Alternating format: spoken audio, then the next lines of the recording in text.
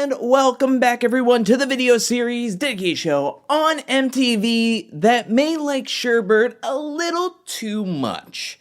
That's right, we're talking about The Challenge Season 40 Battle of the Eras Episode 4. And I have to say that I thought this was a very solid episode. I believe this is the beginning of the end of playing nice within your own team. That just off in the horizon is about to get real messy, and I'm here for it. But before we can get to all of that mess, let's start off where last episode left off, which was Darrell and Avery winning in the elimination, putting targets on 8 different contestants and coming back to the challenge house. Everybody's just trying to make sense of this new target twist, while Laurel's growing frustration and a vendetta with Darrell. Now moving from Era 2, let's move on to Era 3, where they now seem to have the most chemistry and camaraderie with each other. Like, everybody is just so happy that Jordan volunteered to go in. And Jordan is telling everybody, hey, this is the team mentality. We're all gonna have to go in. Let's just start a rotation now. Everybody seems to be on board with this rotation plan because the less drama that they have to deal with as a team internally, the less headaches they'll have overall. Right? Should be, right? The next day is Friendship Day, as we get this moment between Jenny and Anissa, where they are very close in the house with each other. They seem to be really good friends. Jenny and Anissa seem to train together. They're giving each other compliments. I mean, hearing about Anissa and all the injuries she sustained in season 38, having to go into surgery, but then being able to rehab and be on this season, I mean, it's actually really impressive. Moving on to Tori and Josh burying the hatchet. This was one of my least favorite parts of this episode because it just made everything that happened in episode 3 between them a complete waste of time. So I'm gonna stop now, and I don't want to waste anybody's time here talking more about it. They made up, and now let's move on to this week's daily challenge, which is trivia challenge called Cradled Cranium. All the teams will be lifted 30 feet in the air over water, where they have to have their legs dangling on the pole, and then they have a bungee cord on their back, kind of holding them in a cradle position. I think this is the best trivia challenge the challenge has ever had. This was not the last team standing, the last person standing. This was just straightforward, a point system. Most of the questions, I would say 85% of the questions, had to deal with some history of the challenge, which I love. The only thing I disliked about this was what I just mentioned, the cradle, the positioning of everybody. I felt that was unnecessary and very uncomfortable for everybody there, and it would lead to people hitting the water quite hard. We only really see CT drop into the water and be taken off in an ambulance, but I'm pretty sure there was other people that were writhing in pain that were not shown in the actual episode. With the questions based on the challenge, we have categories like geography, history, love stories, throwdowns, random, and then you also have challengers in the wild, meaning maybe other TV shows that challengers have been on or been featured in, kind of like the Bananas backpack in Yellow Jackets was a question on there. Because this was based on the challenge, there weren't as funny of answers as like some of those spelling challenges and everything. But there were some nuggets of gold here, where you have Jordan didn't know that Cara was the first solo champion of the challenge. A highlight of this challenge was TJ yelling Big Brother sucks, because that was a question on what season was Devin yelling Big Brother sucks. Now, coming into this trivia challenge, I think the team that I thought could do the worst was Era 4, and that turned out to be correct, only because very recently in some of the exit interviews I did for like season 39 and some of the comments made by some of the more recent challengers is that they don't really know the challenge or the history of the game. The only saving grace I thought for Era 4 was Kyland, who has gone back to watch seasons. He swings big going for 400 in geography, but he misses it. And we see a confessional from Emily being like, oh, you're trying to go for the $400 question? Show off. But honestly, swinging big for the 400 question and getting it wrong, to me, is better than trying a 100-point question and getting that wrong. We started this trivia challenge with multiple people getting 100-point questions wrong. So why not just swing for 400 and hope for big payout, you know? The results of this trivia challenge was that Era 4 lost, meaning Horacio and Jenny are going straight into the elimination. Then Era 1 had Anissa as their final standing member, and she got the Rock of Gibraltar question wrong, meaning that they got third place, leaving Era 2 and Era 3 as the final two teams left. Now, Era 2 was doing incredibly well. They were getting a lot of questions right. They were able to keep the most people for the longest period of time. Era 3 was losing people, but their last person standing was Jordan, and then he went on a run of getting so many trivia questions correct. He was able to tie Era 2 with 1,600, then Era 2 got a slew of questions wrong, and that's where we ended. It was a tie between Era 3/Jordan and Era 2. So we go to sudden death, which I feel has never happened in the challenge's history, making this one of the most competitive trivia challenges up until the final questions. Because Laurel is the representative for Era 2 to answer some questions, and Jordan steps up to be the representative for his Era 3 team. Laurel gets the first question correct of when was pole wrestle introduced. She said the duel. That was correct. TJ turns to Jordan and says, what was Devin's partner's name in Rivals 3? Jordan seems to be drawing a blank when in the background, Corey's like, hey, do you watch Teen Moms? Do you have MTV and check it out on Tuesdays at 8 p.m.? I have no idea when Teen Mom is on. Come to find out, this goes even deeper because Corey and Jordan were talking just the other night about Cheyenne. And on top of that, Jordan has been to Corey's baby gender reveal party where Cheyenne was there. So how does Jordan draw a blank on this and say Sylvia? Leading to Era 3 losing, Era 2 winning, and Bananas and Laurel are safe and in power. This leaves a bad taste in Corey's mouth as well as Devin's mouth, which we will get to that very soon. Speaking of bad taste in mouth, Laurel takes this opportunity to celebrate the win and call out Darrell because he put a target on her. So she starts calling him out. Darrell claps back, which I'm very happy about. And then Laurel even takes this to her own team and says that Darrell only saved Emily. Instead of putting a target on her, he saved Emily because she gives massages to Darrell. And Laurel, I guess, does nothing for Darrell, which, can I just say, that's how the game goes. If you're not getting something from somebody else, whether it's friendship, alliances, deals, or I guess back rubs, then yeah, he's going to put a target on you. Laurel took the target personal, and then Laurel made it personal by calling out Darrell. I'll be honest, I love that moment of them going back and forth. We come back to the challenge house to see Derek get a phone call from home, and I thought, does that mean he's going into the elimination? CT, who is taken off in an ambulance, walks back into the game, says that he has a clean bill of health, no concussion, no internal bleeding, no broken bones, and he's hoping that his return will help motivate his team, who Derek says at one point is on life support. We go to the bar. Jordan is going over some talking points with Nia about what to say in the chamber. Basically, Jordan is saying, kiss the ring with Laurel and Bananas and everything should be smooth. But Corey and Devin still are getting hung up about Jordan not knowing Cheyenne's name. And we even get this like cheeky confessional where Jordan's like, it was just like a brain fart, you know? And he gives this like little Cheshire smirk. It looks like Jordan threw the trivia challenge, giving Bananas and Laurel power, knowing that Laurel was going to keep Jordan safe, and Jordan wouldn't have to make a tough decision on who to send in to the elimination. Having power this early can backfire later on in the game, and Jordan feels very comfortable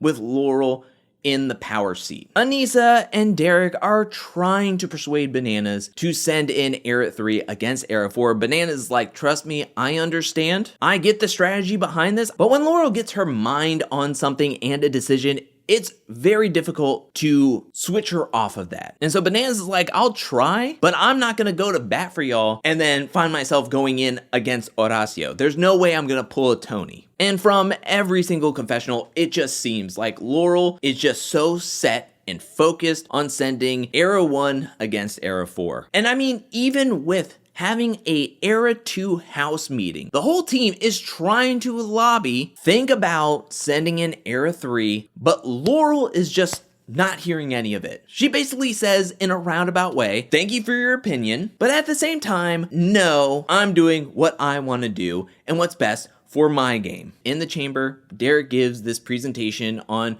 why Era 3 would be a better strategic move to send in against Era 4 than Era 1, but then Jordan comes in so sly. To help you out, they would need to win a challenge. And do they look even close to winning a challenge anytime in the near future? Whereas we've won a challenge. We almost won another challenge. If you're looking for a payback to a favor, we can do it. This episode just felt like it dragged a little because everything seemed to be set in stone as soon as the daily challenge was over. We do get this little moment with Era 4 where Jenny's like, I want to have someone volunteer. I want to know who wants to go into the elimination next, so that way it's not like a blindside. And Josh steps up. He's like, I've been training. I'm ready to go. Let's keep that in mind as we head to the elimination for this week, where it is indeed Era 4, Jenny and Horacio versus Era 1's Anissa and Derek. And they're playing in this week's elimination called Pick It Up, which looks like an immunity challenge picked straight out of Survivor and dropped into the challenge arena. I feel like I've seen this on Survivor. Not saying that it was a bad elimination game, I'm just saying it just gave me Survivor vibes. Basically, this is a giant game of jacks. Each competitor will have 40 jacks that they have to pick up and put in the board. They have to throw a ball to get it on a track. They can pick up as many jacks as they want. They just have to catch the ball without it hitting the ground to count the jacks that they picked up in that round. First up is the women.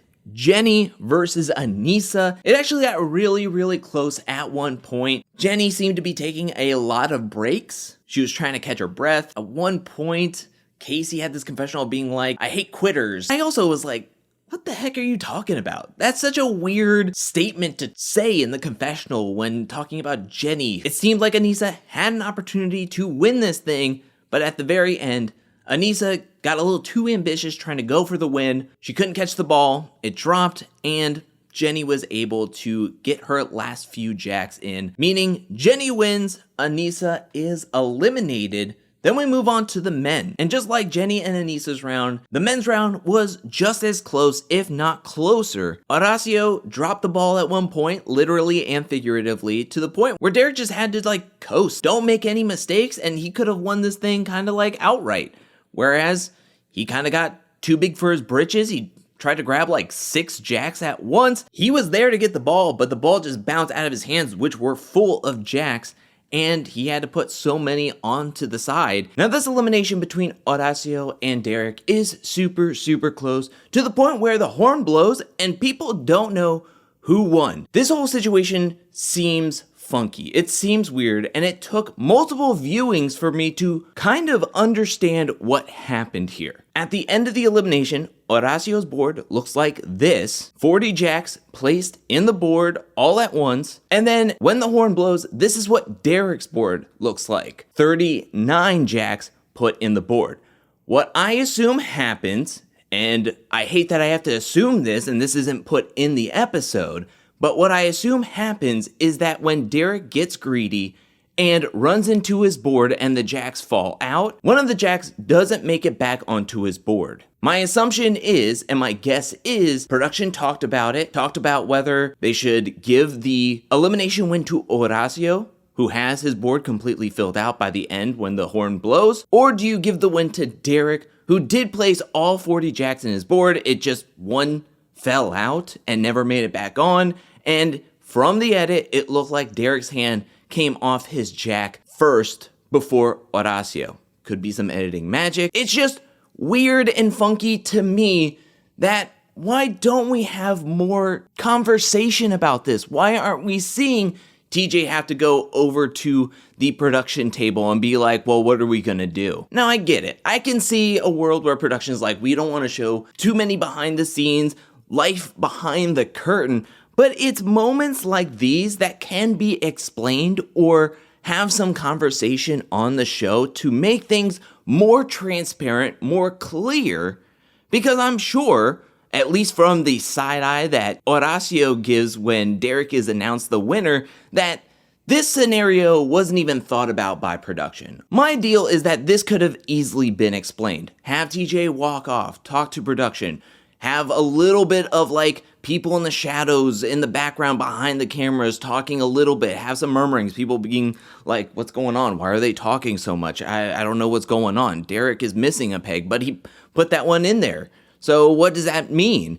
And then TJ could stand in front of everybody saying, okay, the rules is that you just have to initially set the jacks in the board, and then if they fell out, we're just going to count it that it should be there. Not addressing this in the episode makes us suspect of random other stuff that kind of gets overlooked. If you're trying to bill yourself as America's fifth sport, you gotta run yourself like a fifth sport. You gotta have clear, concise rules. You have to be transparent. You have to have logic to your decision making. But when you kind of hide that decision making and logic in the editing and cut it all out and then just go, we're just gonna rule here, it makes everybody in the audience feel a little weird and look at you a little bit suspect. You know, that's just how I'm looking at it. Like, I would have loved to have seen that conversation. We could have had way less of what's Laurel and Bananas gonna do? Well, Laurel wants to put in Era 1. We had so much of that, like,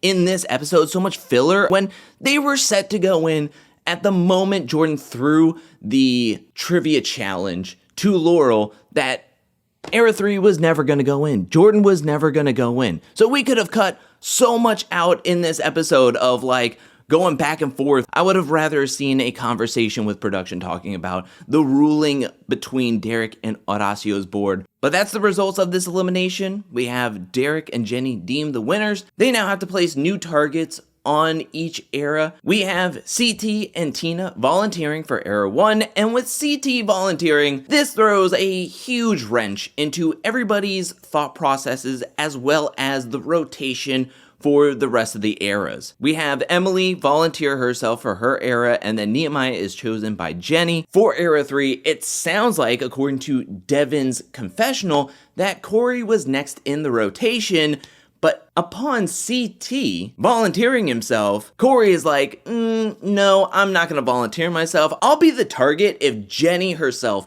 picks me to be the target, but I'm going to just like lock my lips shut, to where Jenny does choose Devin. With one Dave as a target, the other Dave steps up. So for Era 3, the targets are Devin and Tori, and for Era 4, I mentioned earlier that Josh stepped up and was like, I'm cool to be a target, but again, with CT nominating himself, he's like, yeah, that's a no thank you. I'm gonna keep my lips shut. I'm just gonna hold out. Hopefully I'm not the one chosen by Jenny, and he's not. Jenny chooses Kyland, and Olivia steps up for her era. So the 8 targets for the next episode is CT, Tina, Nehemiah, Emily, Devin, Tori, Kyland, and Olivia. And you could just see the different cracks forming from this episode moving forward. Because I think if Jordan maybe, possibly, most likely doesn't throw the daily challenge to where it's pretty obvious to Devin and Corey,